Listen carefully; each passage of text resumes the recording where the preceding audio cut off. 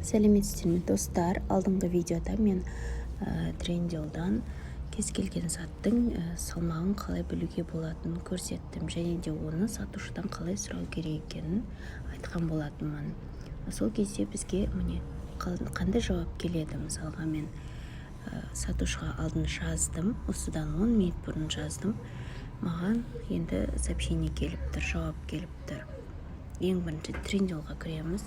Тренделда осындай обновление болып жатыр. Қазір іші өзгерді. Бұрын жерде барлық менюлер тұратын болатын, ал қазір сәл жоғары жағында менюлер шықты, өзгерді. Хесабымға кіреміз. Сосын мына жерде сообщение суреті тұр. Мессежларым деп соған кіреміз. Алдында мен сатушыға жіберген сұрағыма байланысты оң жағында екіншісін таңдаймыз. Міне мына набордың салмағын сұраған болатын. Ол кісі маған міне 18 минуттан кейін міне жауап берді.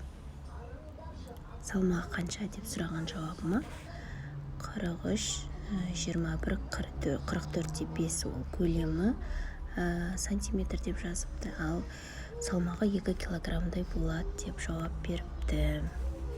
Міне осылай сіздерге де жауап келеді. Міндетті түрде уақытты көп созбай 5 минут, 10 минут, 20 минут аралығында сізге міндетті түрде жауап келеді. Кез келген заттың салмағын, матасын білуге болады. Мысалға, мына көйлектің де мен сұраған болатынмын. Қандай, матасы қандай деп. Оған да маған осындай жауаптар келді. Сатушы бірден міндетті түрде сізге жаңағы сообщениеңізге жауап берді. Мына мысалға, мына набордың да мен салмағын білгім келді. Осы набордың салмағын білгім келді. Маған 3 килограмм деп міне жауап берді.